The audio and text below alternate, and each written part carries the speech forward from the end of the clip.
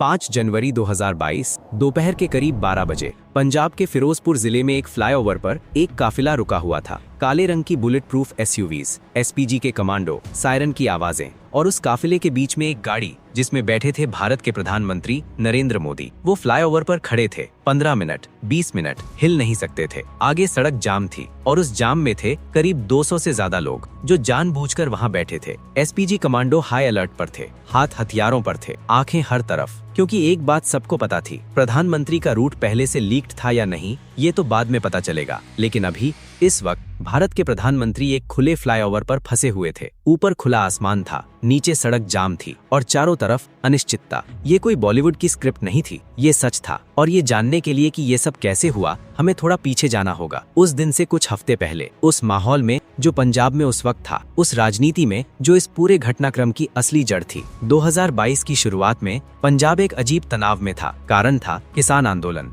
2020 के अंत में केंद्र सरकार ने 3 कृषि कानून पास किए थे। पंजाब के किसान इन कानूनों के सबसे बड़े विरोधी थे। दिल्ली की सीमाओं पर सिंघू, टिकरी, गाजीपुर किसान महीनों से धरने पर बैठे थे। नवंबर 2021 में प्रधानमंत्री मोदी ने तीनों कृषि कानून वापस ले लिए। ये एक बड़ा फैसला था, लेकिन पंजाब में किसान संगठन अभी भी सक्रिय थे। उनकी और भी मांगे थीं, एमएसपी की गारंटी, लखीमपुर खीरी हिंसा में न्याय और कई अन्य मुद्दे। और इस सब के बीच पंजाब में विधानसभा चुनाव आने वाले थे फरवरी 2022 में, यानी राजनीतिक माहौल चरम पर था। बीजेपी पंजाब में अपनी स्थिति मजबूत करना चाहती थी। प्रधानमंत्री मोदी का दौरा एक बड़े चुनावी संदेश के रूप में था। 5 जनवरी 2022 प्रधानमंत्री मोदी का पंजाब दौरा। कार्यक्रम था फिरोजपुर में एक rally, Hussainiwala national martyrs memorial पर शहीदों को श्रद्धांजलि और कई विकास परियोजनाओं का उद्घाटन। करीब 7.5 करोड़ रुपए की परियोजनाएं पंजाब के लिए। लेकिन जो होने वाला था उसकी कल्पना शायद किसी ने नहीं की थी। प्रधानमंत्री की सुरक्षा ये भारत की सबसे संवेदनशील जिम्मेदारी है।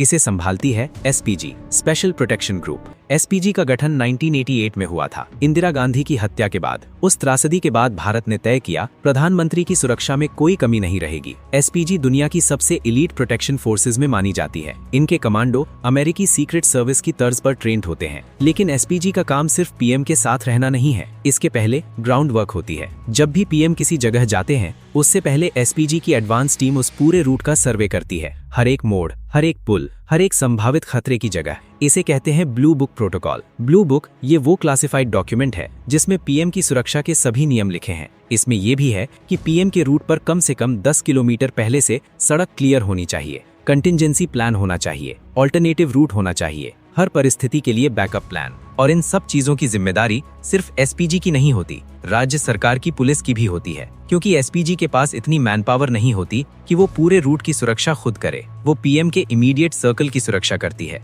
बाकी स्टेट पुलिस। और 5 जनवरी 2022 को पंजाब में सत्ता में था कांग्रेस। मुख्यमंत्री थे चरणजीत सिंह चन्नी। यहीं से कहानी का असली मोड़ आता है। 5 जनवरी 2022 प्रधानमंत्री नरेंद्र मोदी बठिंडा एयरपोर्ट पर उतरे।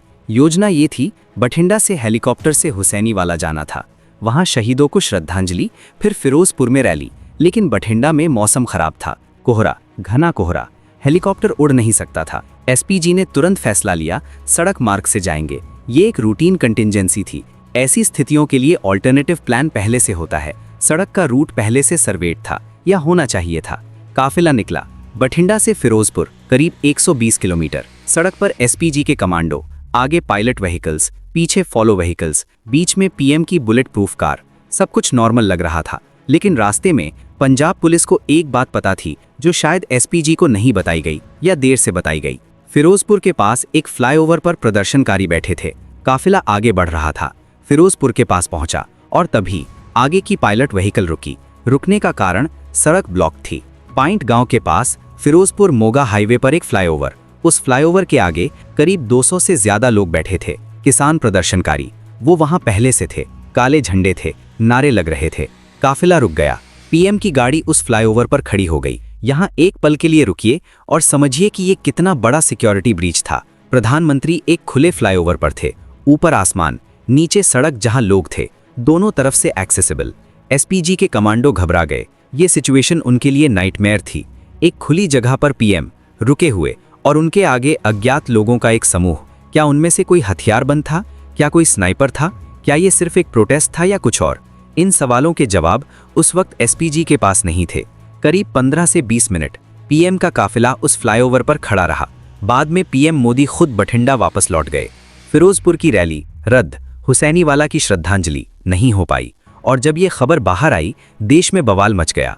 खबर फैली और पहले घंटे में ही ये एक राष्ट्रीय बहस बन गई। भारत सरकार के गृह मंत्रालय MHA ने एक बयान जारी किया। ये बयान बेहद कड़े शब्दों में था। MHA ने कहा, पीएम का काफिला फिरोजपुर में एक फ्लाईओवर पर फंस गया क्योंकि कुछ लोगों ने सड़क जाम कर दी थी। काफिला करीब 15 से 20 मिनट तक वहां रुका रहा। ये पीएम की सुरक्षा में एक बड़ी चूक है। MHA ने पंजाब सरकार से जवाब मांगा। MHA ने यह भी कहा कि पंजाब सरकार को पीएम के रूट के बारे में पहले से पता था। उन्हें रूट क्लियर करने की जिम्मेदारी दी गई थी, लेकिन उन्होंने वो जिम्मेदारी नहीं निभाई। ये एक बहुत सीरियस आरोप था। बीजेपी के नेता मैदान में आ गए। गृह मंत्री अमित शाह ने कहा, ये सिर्फ सुरक्षा चूक नहीं है, ये जानबूझकर की गई साजिश है। बीजेपी ने मांग की सीएम चन्नी इस्तीफा दें। देश भर में बीजेपी कार्यकर्ताओं ने प्रदर्शन किए। सोशल मीडिया पर #पंजाब पुलिस फेल्ड और #मोदी सिक्योरिटी ब्रीच ट्रेंड करने लगे। टीवी चैनल्स पर घंटों बहस, और इस बहस के बीच में कांग्रेस ने भी अपना पक्ष रखा। पंजाब के मुख्यमंत्री चरणजीत सिंह चन्नी मैदान में आए। उन्होंने कहा, हमने पीएम की सुरक्षा में कोई कमी नहीं की, हम बीजेपी के इस नाटक का हिस्सा नहीं बनेंगे।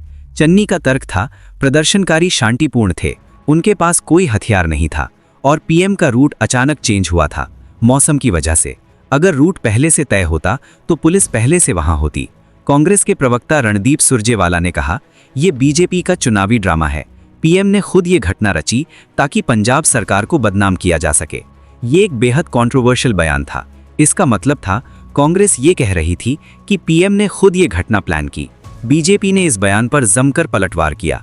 ये आरोप प्रत्यारोप का दौर चलता रहा, लेकिन असली सवाल था, क्या हुआ था उस दिन, असलियत क्या थी? इसके लिए सुप्रीम कोर्ट को दखल देना पड़ा। 7 जनवरी 2022, घटना के सिर्फ 2 दिन बाद सुप्रीम कोर्ट ने स्वतः संज्ञान लिया। ये खुद में एक बड़ी बात थी। सुप्रीम कोर्ट ने कहा, यह मामला बेहद गंभीर है। प्रधानमंत्री की सुरक्षा से जुड़ा मामला राष्ट्रीय सुरक्षा का मामला है। सुप्रीम कोर्ट ने एक कमेटी बनाई जांच के लिए। इस कमेटी में थे पंजाब और हरियाणा हाईकोर्ट के पूर्व चीफ जस्टिस इंदु मल्होत्रा और इनके साथ अन्य वरिष्ठ अधिकारी। कमेटी को निर्देश दिया गया, पूरी घटना की जांच करो, सभी documents, CCTV footage, communication records सब देखो और रिपोर्ट दो। सुप्रीम कोर्ट ने यह भी कहा, इस मामले में सभी एविडेंस को प्रिजर्व किया जाए, कोई भी रिकॉर्ड डिलीट ना हो। ये एक साफ संकेत था।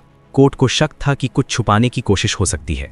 पंजाब सरकार ने अपनी अलग SIT बनाने की कोशिश की। सुप्रीम कोर्ट ने उसे रोका। कोर्ट ने कहा, इस मामले की जांच स्टेट गवर्नमेंट नहीं करेगी, हम इंडिपेंडेंट कमेटी से कराएंगे। ये पंजाब सरकार के लिए एक बड़ा झटका था। जस्टिस इंदु मल्होत्रा कमेटी ने जांच की, डॉक्यूमेंट्स देखे, लोगों के बयान लिए, कम्युनिकेशन रिकॉर्ड्स एनालाइज किए और रिपोर्ट सुप्रीम कोर्ट को सौंपी। ये रिपोर्ट आज भी पूरी तरह सार्वजनिक नहीं है। इसके कुछ हिस्से क्लासिफाइड हैं, लेकिन जो सामने आया उससे कुछ महत्वपूर्ण तथ्य निकले। पहला तथ्य, पंजाब पुलिस को पता था कि फ्लाईओवर के पास प्रदर्शनकारी हो सकते हैं। एक इंटेलिजेंस इनपुट था, लेकिन उस इनपुट पर प्रॉपर एक्शन नहीं लिया गया। दूसरा तथ्य, पीएम के रूट पर जो सिक्योरिटी डिप्लॉयमेंट होनी चाहिए थी वो पर्याप्त नहीं थी। ब्लू बुक प्रोटोकॉल के अनुसार जो मेजर्स होने चाहिए थे वो नहीं थे। तीसरा तथ्य, कम्युनिकेशन में गड़बड़ी थी। SPG और पंजाब पुलिस के बीच कोऑर्डिनेशन जितना होना चाहिए था उतना नहीं था। चौथा तथ्य, जब रूट चेंज हुआ मौसम की वजह से, तो ऑल्टरनेटिव रूट की सिक्योरिटी के लिए जो स्टेप्स लेने चाहिए थे वो टाइम पर नहीं लिए गए। रिपोर्ट में ये साफ नहीं था कि ये जानबूझकर की गई साजिश थी, लेकिन ये जरूर था, ये एक सीरियस और अनएक्सेप्टेबल सिक्योरिटी फेलियर था। सुप्रीम कोर्ट ने अपने आदेश में कहा, प्रधानमंत्री की सुरक्षा सर्वोच्च प्राथमिकता है। राज्य सरकारें चाहे किसी भी पार्टी की हों, इस जिम्मेदारी से पीछे नहीं हट सकती। अब सबसे जरूरी सवाल, वो सवाल जो इस पूरी घटना के बाद हर भारतीय के मन में उठना चाहिए। पहला सवाल, क्या ये एक एक्सीडेंटल सिक्योरिटी फेलियर था? तमाम एविडेंस यही कहते हैं कि मौसम खराब होने की वजह से रूट चेंज हुआ और उस चेंज्ड रूट पर सिक्योरिटी पर्याप्त नहीं थी। ये एक सिस्टम फेलियर था। लेकिन दूसरा सवाल, क्या किसी ने जानबूझकर आंखें बंद कर लीं? ये सवाल ज्यादा कॉम्प्लिकेटेड है। इंटेलिजेंस इनपुट था, रूट चेंज के बाद सिक्योरिटी डिप्लॉय करने का वक्त था, लेकिन ऐसा नहीं हुआ।